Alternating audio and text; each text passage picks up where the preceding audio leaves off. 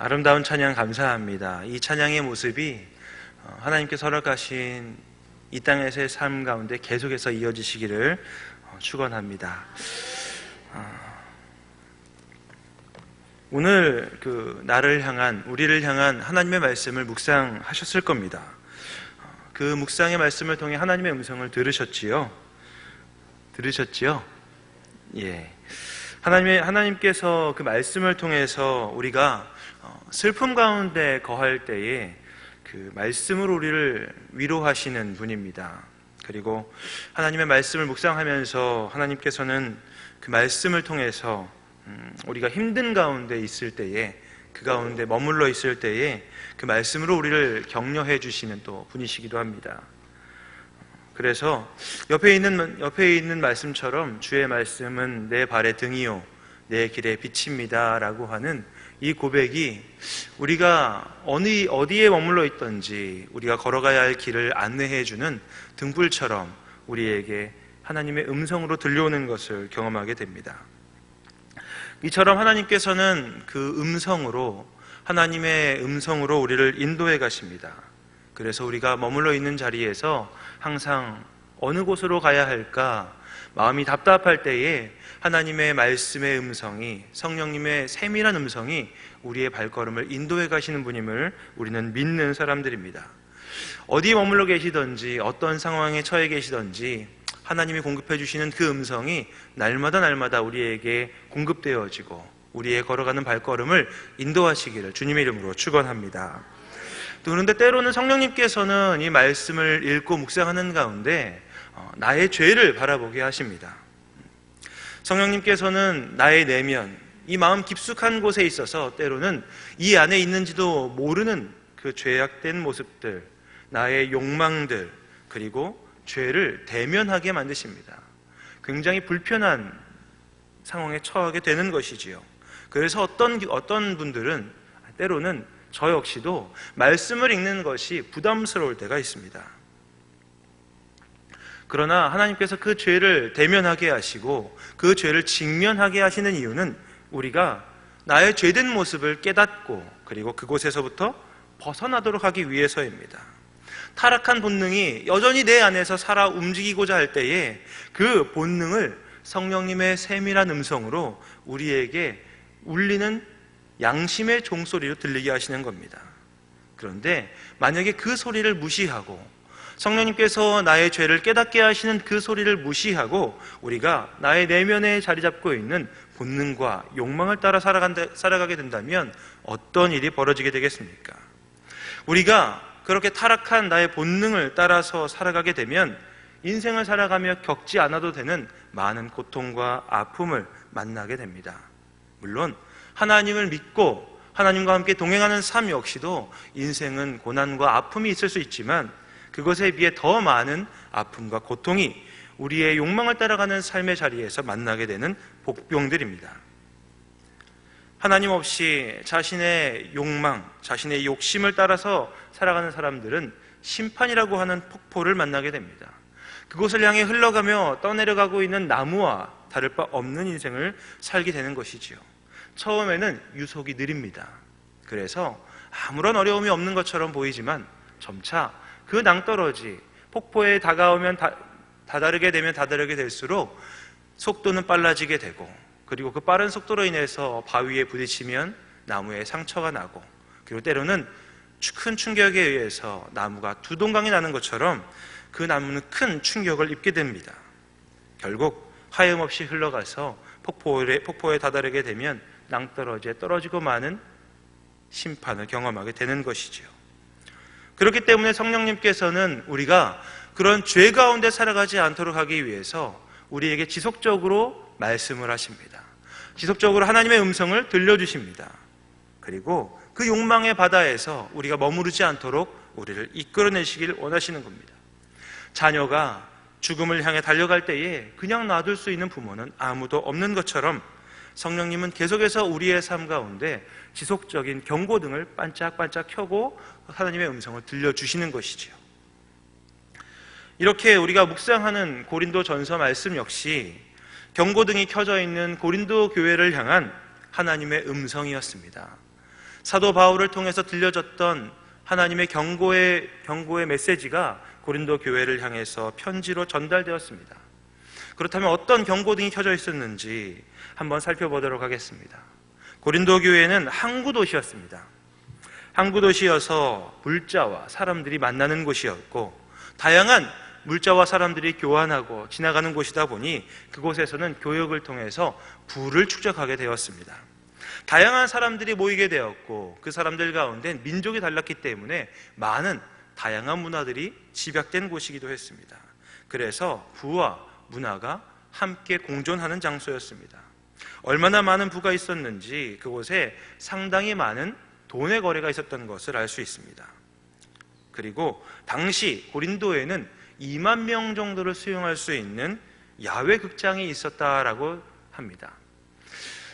2만 명이 너무 이제 사소해서 이렇게 반응을 안 보이시는 것 같은데, 2만 명이 함께 볼 수 있는 극장은 굉장히 커서 사람이 이야기를 하면 잘 들리지 않을 정도로 먼 혹은 큰 극장입니다. 그렇게 큰 극장을 가득 채우고도 남을 만큼 사람들이 문화를 향유하던 곳이었습니다. 그리고 그곳에 아프로디테를 섬기던 신전이 있었습니다. 이 여신을 섬기던 신전에는 약 1000명가량의 매춘부가 그곳에 거주하며 그리고 그곳에서 영업을 하기도 한 그런 곳이었습니다. 헬라어로 코린티아스마이라는 말이 있습니다. 이 말은 고린도인들처럼 행하다라는 뜻인데요, 이것이 통상적으로는 어떤 뜻으로 쓰였냐면 매춘 행위를 하다라는 뜻으로 쓰인 것입니다. 그 신전에서 1000명이 넘는 매춘부들이 거주하면서 자신들이 원할 때에 그 신전에 나아가 자신들의 소원을 빌고, 그리고 그곳에 머물렀던 그 매춘부들과 함께 성관계를 갖는 것이 너무나도 당연한 문화였기 때문에 그곳에서 고린도인들처럼 행하다라는 말의 뜻은 당연하게 매춘 행위를 한다라는 것으로 통용되던 그런 도시였습니다. 그런 것을 제가 생각해 본다고 한다면 고린도 교회가 있었던 고린도라고 하는 도시가 얼마나 성적으로 타락했고 그리고 물질적으로 풍요했는지를 우리는 어렵지 않게 추측해 볼 수 있는 것이죠. 이렇게 돈과 그리고 권력과 그리고 매춘, 즉 쾌락이 득실되던 고린도에 사도 바울이 도착했고, 사도 바울은 그곳에서 무려 2년이나 머무르게 되었습니다. 예를 들어서 우리 성도님들께 그 매춘을 하고 있는 곳에 가서 우리가 살아야 할 집이 바로 그 옆집이다라고 누군가 이야기를 하고 그곳에 머물러야 한다라고 이야기한다면 과연 기꺼이 그곳에서 살아가시겠다고 말씀하시는 분이 얼마나 될지 모르겠습니다. 저에게 그렇게 물어본다고 한다면 저는 안 갈래요 라고 이야기할 텐데, 이런 고린도에 사도 바울은 2년이나 머무른 것입니다. 그리고 그 긴 시간 동안, 2년여의 시간 동안 그냥 머무르는 것으로 만족하지 않고 복음을 전하고, 그리고 그 복음에 반응하는 자들을 불러 모아서 그들에게 특별한 제자 훈련을 시키기 시작했습니다. 그리고 그 제자 훈련은 드디어 결실을 맺어서 그곳에 탐욕이 가득하던 고린도 도시에 교회 공동체가 만들어지게 된 것이지요. 바로 성스러운 무리들의 집합이라고 하는 성도들이 그곳에 세워지게 된 것입니다. 그 교회 공동체를 바라보면서 사도 바울의 마음에 얼마나 뿌듯한 마음이 있었을까요? 이 탐욕이 득실되고 욕망이 가득 찬 도시 가운데 하나님을 찬양하고 하나님을 예배하는 예배 공동체가 세워졌으니 사도 바울이 바라볼 때에 사도 바울의 마음 가운데에는 하나님의 마음이 느껴졌을 겁니다. 2년여의 훈련 기간이 끝나고 바울은 그 도시를 떠나게 됩니다. 그리고 다른 도시에 가서 복음을 전하며 다시 한번 전도자의 삶을 살아가고 있었습니다. 그런데 이게 웬일입니까? 시간이 흐른 이후에 수년이 지나 고린도 교회로부터 한 통의 편지를 사도 바울은 소스라치게 놀라게 되었습니다. 왜냐하면 고린도 교회 공동체에 수많은 문제들이 생겼다는 내용의 편지를 받았기 때문입니다. 고린도 교회가 가진 많은 문제들 다 아실 터인데 제가 몇 가지만 말씀드린다고 한다면 1장 10절부터 2장 16절까지 나오는 바로 분열의 문제가 있었습니다. 그리고 5장에 나오는 아주 가까운 근친상간의 문제들, 그리고 6장에 나오는 도덕적 태만에 대한 문제들, 그리고 오늘 우리가 다루게 될 8장부터 11장에 나오는 우상의 제물에 관한 문제들이 팽배하게 있었습니다. 예배에 대한 문제들, 부활의 교리에 대한 오해들이 고린도 교회 공동체의 문제로 드러나게 되었고, 그리고 이런 문제들로 인해서 지금 성도들의 공동체인 교회가 좌초할 위기에 초래되었다라는 그러한 이야기를 듣게 된 것이죠. 그러한 가운데 사도 바울은 우상 제물에 관한 문제로 어려움을 겪고 있는 지금 고린도 교회를 향해 편지를 쓰고 있습니다. 우리가 이번 주에 계속 묵상하고 있는 내용이 바로 이 내용과 관련되어 있는 부분입니다. 사도 바울은 고린도 교회 성도들이 우상 제물로 인해서 직면하게 된 문제들에 대해서 그리스도인의 삶에 대해서 이들이 오해하고 있기 때문에, 혹은 잘 이해하는 것들이 모자라기 때문에 이런 문제들을 해결하지 못하고 있다라고 생각을 하였습니다. 바로 고린도 교회 성도들이 지금 취하고 있는 태도가 문제였습니다. 우상 제물에 관해서 두 가지의 태도를 취하고 있는 것이었죠. 그것은 우상 제물을 먹어도 괜찮지 않느냐라고 하는 측과 우상 제물을 먹으면 안 된다라고 하는 측면이 둘로 나뉘어서 함께 싸우고 있는 것이었습니다. 전자는 그리스도인들이 누리고 있는 자유함이 있는데 우리가 우상 제물이라고 해서 먹지 못할 것이 무엇이냐라고 하는 태도를 취했습니다. 후자는 우상 제물을 먹는 것은 하나님이 기뻐하시지 않는 율법에 어긋나는 것이니 그것을 하면 안 된다라고 하는 측면의 싸움이었습니다. 그러니 우상 제물을 먹어야 하는지 먹지 말아야 하는지를 가지고 혼란에 빠진 것이지요. 그러한 그들을 향해서 사도 바울이 권면하는 것이 오늘 본문의 말씀입니다. 고린도전서 10장 23절 말씀, 이렇게 기록되어 있습니다. 모든 것이 가하나 모든 것이 유익한 것은 아니요, 모든 것이 가하나 모든 것이 덕을 세우는 것은 아니니 누구든지 자기의 유익을 구하지 말고 남의 유익을 구하라. 우상 제물을 먹는 문제로 인해서 생긴 여러 가지 문제들에 대해서 바울의 결론적인 답변이 이렇게 기록되어 있는 것입니다. 이를 통해서 우리가 고린도 교회를 향한 바울의 권면을 들을 수 있습니다. 첫 번째는 자유함, 하나님의 사람으로 누릴 수 있는 자유함과 율법주의에 얽매인 모든 삶이 하나님의 영광을 가릴 수 있다는 것입니다. 자유함과 율법을 따르는 삶은 다 필요하지만 그것에 얽매이게 되면 그렇게 얽매인 행동들이 하나님의 영광을 가릴 수 있다는 것이지요. 그것이 바로 모든 것이 가하나 모든 것이 유익한 것은 아니다라는 표현으로 나타나고 있습니다. 고린도 교회 성도들은 자유함과 또 율법의 얽매인 삶을 살고 있었습니다. 그 이유는 바울과 관련이 되었습니다. 바울은 원래 자신을 자유자로 이야기하지만 사실은 율법주의자였습니다. 아시는 것처럼 어렸을 때부터 사도 바울은 율법을 배워왔던 사람이었습니다. 그리고 그 율법이 사도 바울의 생각과 행동을 강하게 구속하였습니다. 그는 당대 최고의 율법의 교육을 받았던 사람이었고 히브리인 중에 히브리인이었고 율법으로는 아무런 부족함이 없었던 사람이었습니다. 그런데 그 결과가 어떠했습니까? 하나님께서 사랑하셨던 스데반을 죽이는 일에 증인으로 앞장섰고, 그리고 수많은 그리스도인들을 죽이는데 눈에 불을 켜고 눈에 혈안이 되어서 그리스도인들을 잡아 죽이기 위해 돌아다니던 사람이었습니다.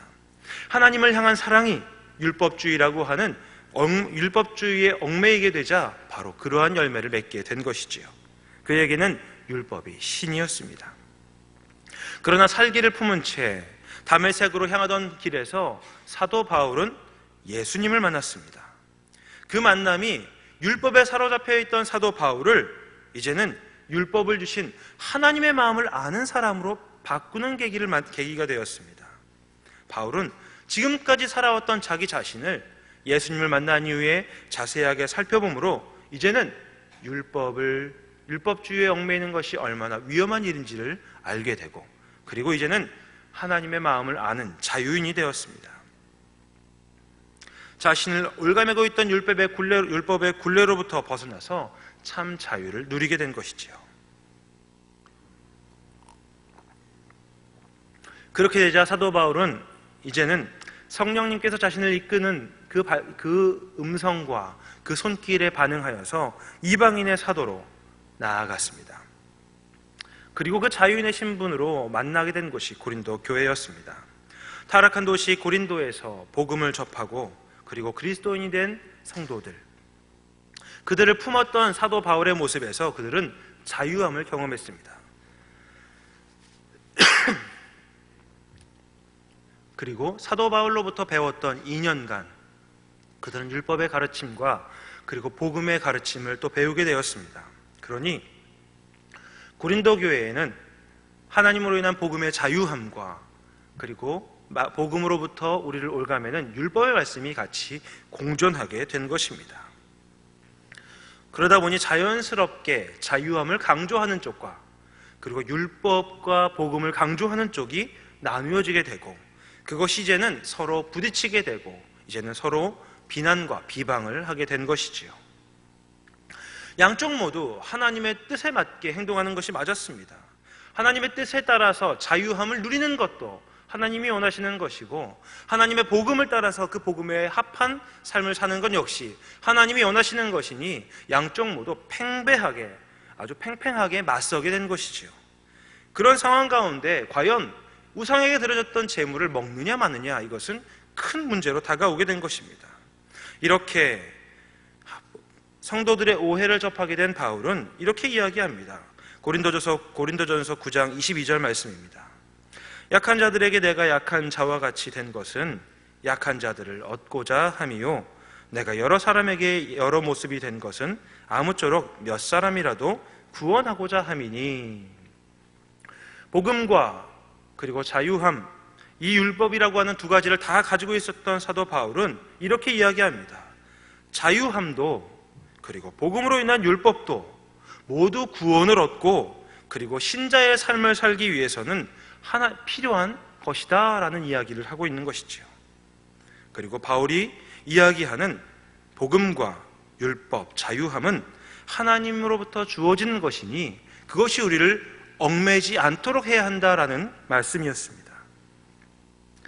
그래서 바울이 누리고 있던 자유함은 자신의 욕망을 채우는 것이 아닌 사람들을 구원하기 위한 자유함이었고, 그리고 복음에 합당한 율법을 따르는 삶을 사는 것도 그 율법을 통하여 내가 의로움을 드러내는 것이 아니라 하나님의 사람답게 살아가기 위한 하나의 방편이었다는 것입니다. 그러므로 율법에 매여 지금까지 그리스도인들을 잡아 죽이기 위해서 살았던 바울은 이제 아무리 연약한 모습을 보이는 사람이라 하더라도 다 품어낼 수 있는 넉넉한 마음을 가진 자유인이 된 것입니다.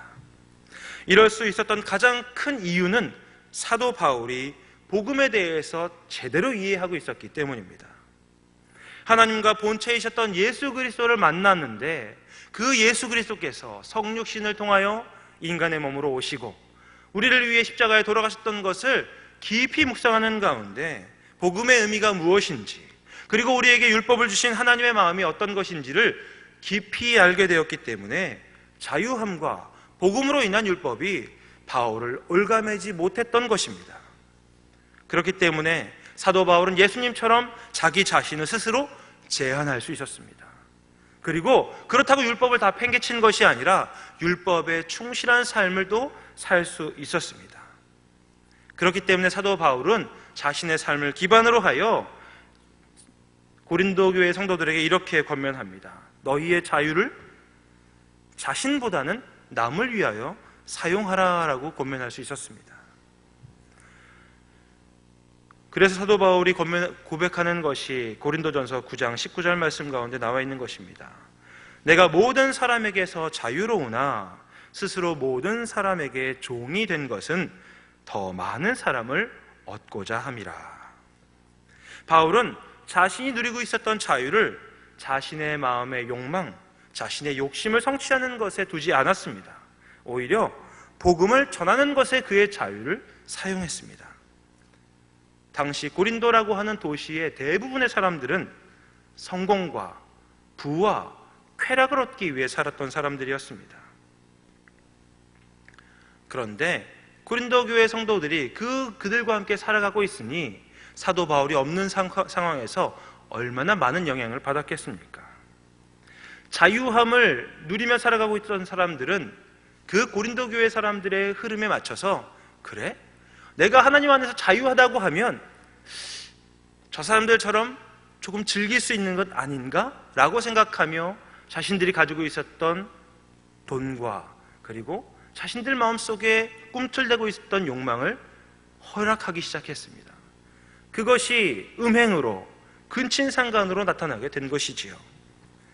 또 그 고린도 교회 사람들을 바라보며 성도들 가운데 그들의 시류에 합류하는 모습을 본 율법에 충실한 사람들은 그들을 바라보며 정죄하고 비난하고 오히려 그들로부터 자기 자신을 격리하는 모습으로 나아갔을 것입니다.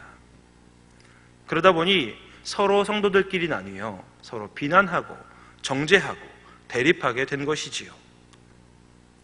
일부 성도들이 사회적 분위기에 그대로 편성되고 자신들의 자유함이 이제는 방종으로 나타나게 되자 그들은 자신들에게 주어진 자유함이 방종으로 흘러가는 것을 방치할 수밖에 없었고, 이를 비난하던 사람들은 더욱더 그 타락을 지적하며 공동체 안으로 점점 숨어지게 되었을 것입니다. 그에 대해서 사도 바울은 이렇게 이야기합니다. 너희들에게 주어진 자유를 자신의 욕망을 발현하는 기회로 삼지 말아라. 그리고 율법에 매여서 사회를 죄악시하여 단절하지도 말아라. 사회로부터 멀어진다고 하여 사회에 완전히 단절된 삶을 사는 것은 하나님의 뜻이 아니다라는 것이었습니다. 오히려 바울은 깊은 성찰을 통하여서 너희들에게 주어진 복음의 의미를 정확히 깨닫고 그것으로 인하여서 그리스도인이 살아가야 할 자리가 무엇인지를 알고 그리고 그 복음을 들고 그 사회 안으로 오히려 더 당당히 들어가야 할 것을 요구하는 것입니다. 그렇게 살아가고 있었던 사도 바울의 고백은 고린도후서 11장 23절 이하에 이렇게 나타납니다. 그들이 그리스도의 일꾼이냐 정신없는 말을 하거니와 나는 더욱 그러하도다. 내가 수고를 넘치도록 하고 옥에 갇히기도 더 많이 하고 매도 수없이 맞고 여러 번 죽을 뻔하였으니 유대인들에게 40에서 하나 감한매를 5번 맞았으며 3번 태장으로 맞고 1번 돌로 맞고 3번 파선하고 일주일을 깊은 바다에서 지냈으며 여러 번 여행하면서 강의 위험과 강도의 위험과 동족의 위험과 이방인의 위험과 시내의 위험과 광야의 위험과 바다의 위험과 거짓 형제 중의 위험을 당하고 또 수고하며 애쓰고 여러 번 자지 못하고 줄이며 목마르고 여러 번 굶고 춥고 헐벗었노라. 사도 바울이 걸어갔던 삶이 이러했습니다. 자유함을 얼마든지 누릴 수 있는 삶이었지만 그것을 스스로 제한하며 세상 사람들이 어리석다라고 이야기하는 그 길, 사람들이 멍청하다라고 이야기하는 그 길을 그냥 묵묵히 걸어갔습니다. 그 길은 우리라면 생각하기도 싫은 바로 그 길이었습니다. 사도 바울이 그 길을 걸어갈 수 있었던 이유는 무엇이었겠습니까? 그 길을 걸어갈 수 있었던 이유는 자신 스스로의 선택에 의해서 복음에 합당한 길을 인생의 목표로 삼았기 때문이었습니다. 그렇기 때문에 사도 바울은 고린도 교회 성도들에게 너희들에게 주어진 자유를 너희들 스스로를 위해서 사용하지 말고 다른 사람들을 위해서 사용하라라고 이야기할 수 있었던 것이죠. 어제 말씀을 묵상하셨으면 하나님의 백성이었지만 그 하나님의 백성에서 탈락한 사람들의 이야기, 실패했던 사람들의 이야기를 아마 묵상하셨을 겁니다. 고린도전서 10장 6절 이하의 말씀에 나오는 바로 그 모델들입니다. 이스라엘 백성은 하나님께 선택을 받은 사람들이었지만 그들이 이방 민족들에 의해서 그 영향을 받고 스스로 하나님의 백성임을 포기하였을 때에 참혹한 결과, 하나님의 백성이 아니게 되는 결과를 바로 초래하게 되었다는 것이 어제 묵상의 내용이었습니다. 그렇기 때문에 사도 바울은 성도들을 향해서 이렇게 이야기합니다. 너희가 구원받은 것으로 만족한다고 한다면, 그것에 그냥 머물러 있기만 한다면, 너희들이 선줄로 생각한다면 넘어질 것을 경고합니다. 사도 바울이 이야기하는 것은 구원받은 것에 만족하지 말고 성숙한 그리스도인이 되는 길로 걸어가라는 것이지요. 그것을 위해 고린도 교회를 향하여서 내 사랑하는 자들아 우상 숭배하는 일을 피하라 라고 권면합니다. 그리고 오늘 묵상에서는 스스로 판단해봐라 라고 이야기를 합니다. 스스로 판단할 수 있는 사람이 되라고 하는 것이지요. 그리고 주의 잔과 귀신의 잔을 겸하여 마치지 못할 것을 알아라 라고 이야기하는 것입니다. 이 말씀을 가만히 묵상해 보면 우리를 돌아보게 됩니다. 신자로 살아가게 되면, 하나님의 말씀을 붙잡고 살아가게 되다 보면 얼마나 많은 유혹에 노출이 되게 됩니까? 돈, 쾌락, 지위, 권력, 이런 유혹을 매일매일 받는 것이 성도들의 운명이라고 할 수 있습니다. 이것을 죄로 깨닫는 것은 성도밖에 없습니다. 하나님을 알지 못하는 사람들은 이것을 취하기 위해 마음껏 달려가고 그것을 얻기 위해 다른 사람들을 희생시키는 것을 서슴지 않고 하지만 성도들의 마음 가운데는 그것이 죄악으로 느껴집니다. 바로 성령님이 그 길로 가는 것은 낭떠러지로 걸어가는 길이기 때문에 우리에게 경고등을 붙여주시는 것이지요. 그렇기 때문에 깨어있기 위해 몸부림치지 않으면 성도는 반드시 넘어지게 될 수밖에 없습니다. 아니, 때로는 온갖 노력을 기울인다 할지라도 우리는 넘어질 수 있습니다. 속수무책으로 넘어져서 머무를 수도 있습니다. 그러니 어찌 성도가 살아가는 삶에서 자기 자신의 삶을 돌아보지 않고 혹은 내가 걸어온 길을 확인하지 않고 걸어갈 수 있겠습니까? 우리가 만약 넘어진다고 한다면 우리의 가정이, 우리의 교회가, 그리고 우리의 사회와 우리의 직장이 얼마나 많이 흔들리겠습니까? 그것을 생각해 본다고 한다면 우리 자신에게, 나 자신의 어깨에 메어져 있는 하나님이 메어주신 성도로서의 짐의 무게는 우리가 무시하지 못할 만큼 무거운 것임을 알 수 있게 됩니다. 그렇게 우리는 너무나도 연약하고 부족한 나를 고백할 수밖에 없습니다. 말씀을 읽으면 그 말씀을 통해서 우리의 죄악을 다시 한번 깨닫게 하시는 하나님의 음성에 귀를 기울일 수밖에 없습니다. 그리고 우리가 그 길을 잘못 걸어가고 있다고 한다면 그 잘못 걸어가고 있는 길에서 우리를 이끌어 오시는 하나님의 말씀에 귀를 기울이고 그 말씀에 순종할 수밖에 없습니다. 연약한 나를 바라보면 절망할 수밖에 없지만 그러한 연약한 나를 이끌어 가시고자 하는 하나님의 음성을 듣는 것에서 우리는 희망을 찾을 수 있고 그리고 위로를 받을 수 있기 때문입니다. 그 말씀에 힘입어서 저도 여러분, 우리 성도님들께 권면을 드릴 수밖에 없습니다. 결코 말씀을 포기하지 마십시오. 그리고 혹시 지금 넘어져 계신다 할지라도 그곳에 머무르는 것으로 만족하지 마시고 다시 일어서십시오. 왜냐하면 성령님께서 우리를 이끌어 가실 것이기 때문입니다. 하나님께서 말씀으로 우리의 삶을 비춰주시고 우리가 걸어가야 할 방향을 알려주실 것이기 때문입니다. 우리가 말씀을 묵상할 때에, 하나님의 사람들과 함께 만나서 이야기할 때에 그 말과 하나님의 말씀을 통해서 우리에게 하나님의 방향을 제시해 주실 것이기 때문입니다. 고린도 교회를 향한 바울의 경고, 그리고 바울의 권면은 바로 오늘 이 시간 우리에게 들려지는 하나님의 음성입니다. 바울은 그리고 마지막 결론으로 이렇게 이야기합니다. 누구든지 자기의 유익을 구하지 말고 남의 유익을 구하라. 자신의 삶의 목적을 내 마음속에 있는 욕망을 실현하기 위한 것이 아닌 이웃을 향해 나아가는 이타적인 삶으로 설정하라는 것입니다. 이것이 사도 바울이 고린도 교회의 성도들을 향해서 제시하였던 삶이었습니다. 세상의 시류와는 반대 방향으로 걸어가라는 이야기입니다. 내 마음에 진정 원하는 것을 이루기 위해 살지 말고 오히려 그 자유를 다른 사람들을 위해 사용하라라고 하는 것으로 드러내고 있습니다. 이러한 삶에 대해서 어떤 실제적인 모델이 있을까 생각해 보다가 예전에 제가 한번 말씀드렸던 사람이 생각났습니다. 바로 이 책, 그 청년 바보 의사라고 하는 안수연 씨의 이야기입니다. 이 안수연 씨가 33살의 나이로 이 세상을 떠났을 때에 참 많은 사람들이 그를 찾아왔고 이 사람을 조문했습니다. 그런데 그 조문을 했던 광경에 대해서 이렇게 기록되어 있습니다.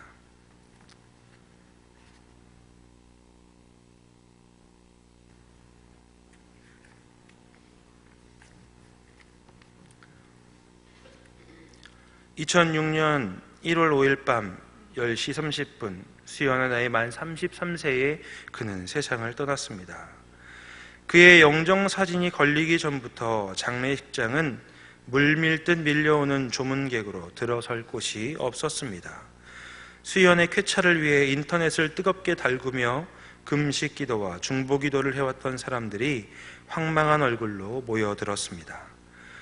도저히 믿을 수 없어 한 걸음에 달려왔다가 빈소에서 주저앉아 통곡하는 청년들도 있었습니다. 나사로처럼 수연 형제도 죽음에서 일어날 것을 여전히 믿음으로 믿고 기도하는 자매들도 있었습니다. 어떤 계산도 깔리지 않은 순전한 슬픔, 그 한 가지로 4,000명이 넘는 그의 우정들이 몰려들었습니다. 의사들, 간호사들, 병원 직원들, 교회 선후배들, 예흔 동역자들, 대학부 제자들, 군인들 등등. 그 안에는 병원 청소하시는 분, 식당 아주머니, 침대에 미는 도우미, 매점 앞에서 구두 닦는 분도 계셨습니다.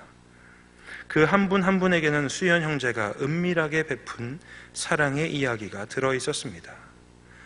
구두 닦는 분은 자신에게 항상 허리를 굽혀 공손하게 인사하는 의사는 그 청년이 평생 처음이라고 했습니다. 예배와 찬송이 넘쳤던 그의 장례식은 마치 결혼식 같았습니다. 한 신실한 청년을 예수님께 보내는 세상에서 가장 슬프고도 아름다운 혼례 예식이었습니다. 안수연이라고 하는 청년의 장례식을 이야기하는 내용입니다.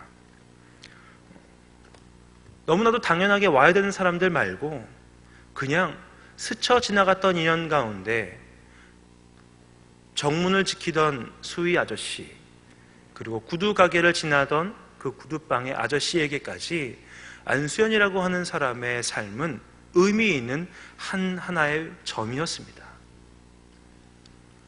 의사였지만 의사로서 자신의 유익을 위해 살아가는 것이 아닌 타인을 위해 모든 것을 다 내어주어 결국 자신이 가져가던 자신이 사용하던 돈은 항상 부족할 수밖에 없었던 한 의사의 이야기입니다. 이분의 삶이 많은 도전으로 다가오게 됩니다. 이 책을 읽다 보면 부끄러워서 저 스스로 많이 눈물을 흘리게 되고 이 청년처럼 살아야 하는데 라고 하는 마음이 계속해서 들지만 실상 현실이라고 하는 벽 앞에 부딪히면 항상 넘어지는 저를 발견하게 됩니다. 살고 싶은데, 이렇게 살고 싶은 마음은 굴뚝같이 있는데 항상 넘어질 수밖에 없는 연약한 나의 모습을 바라보며 하나님 앞에서 때로는 합리화를 하고 때로는 이렇게 사는 것은 나는 불가능하다라고 재단해버리지는 않는지 저 스스로 하나님 앞에 설 때마다 부끄러울 수밖에 없는 그런 고백을 하게 됩니다.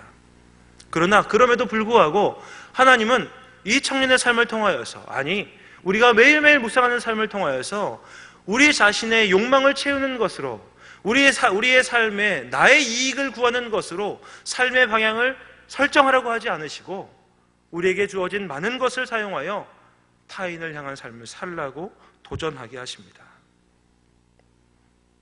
예수님처럼 살아가는 그 한 사람이 바로 저와 우리 모두가 되기를 원하시는 것이지요. 고린도 교회 성도들을 향한 바울의 권면이자 오늘 이 시대를 살아가고 있는 하나님의 말씀으로의 우리를 향한 음성입니다. 감히 제가 말씀드린다고 한다면, 풍성하게 가지셨다고 한다면 앞으로는 그 가지신 것들을 어떻게 나누실지를 고민하며 사시면 좋겠습니다. 가지신 것이 적다 하더라도 그 적은 것을 가지고 어떻게 나눌 수 있을까? 내가 지금 있는 자리에서 나는 어떻게 다른 사람들을 섬기며 살아갈 수 있을까를 고민하는 삶을 사시기를 주님의 이름으로 부탁드리겠습니다. 우리가 그 십자가의 길, 그 복음에 합당한 길을 살아가고자 할 때에 우리는 그 자리에서 예수 그리스도의 마음, 하나님의 마음을 깨닫게 될 것이고, 주는 것이 받는 것보다 복되다라고 하는 그 말씀의 의미를 깨닫게 될 것입니다. 이것을 위해 우리는 어떻게 살아야 할까요? 당장 그렇게 하고자 하지만 그것을 할 수 있는 힘이 없는데 우리는 어떻게 해야 할까요? 그것에 대하여 제가 몇 가지 말씀을 드리겠습니다. 가장 먼저 일기를 쓰십시오.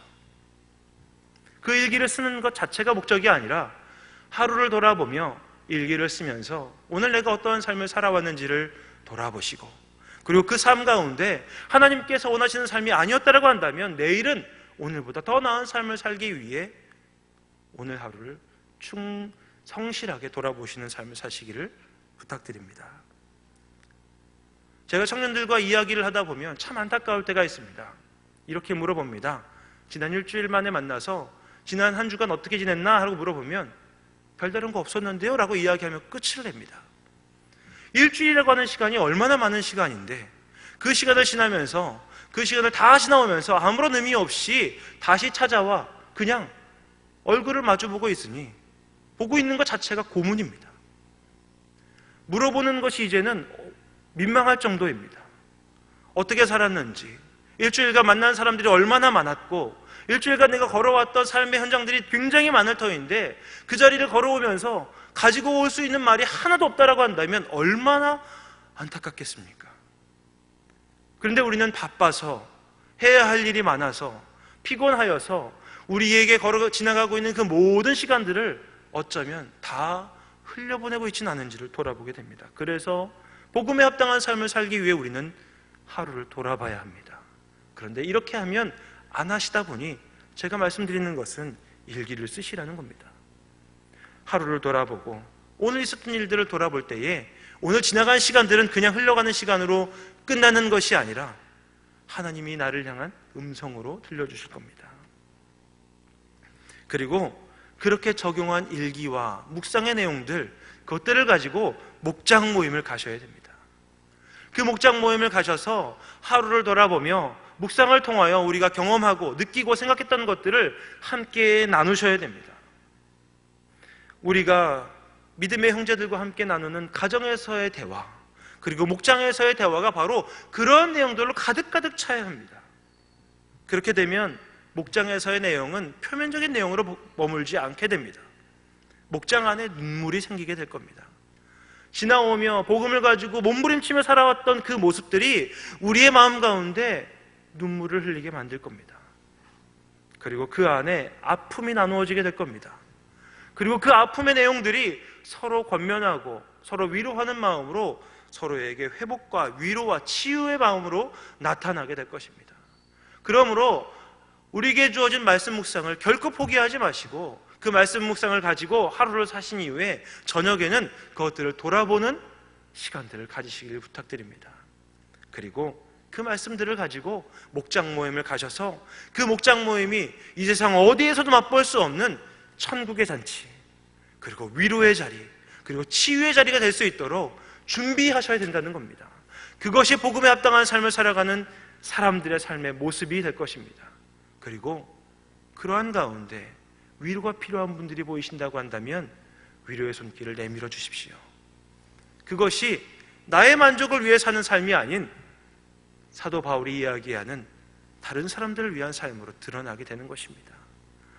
내가 가진 것으로 도울 수 있는 사람을 도울 수 있는 자리로 보인다고 한다면 기꺼이 나의 시간과 나의 열정과 나의 재물까지도 함께 나눌 수 있는, 함께 도울 수 있는 자리로 우리를 이끌어가게 될 것입니다.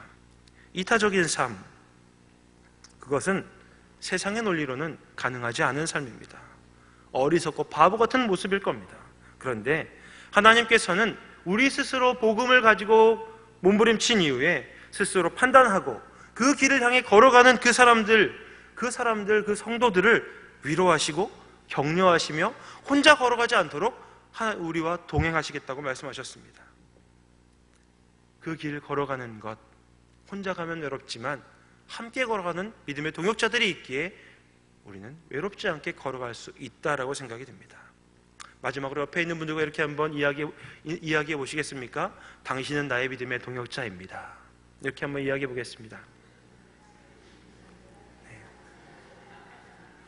왜 믿음의 동역자인가?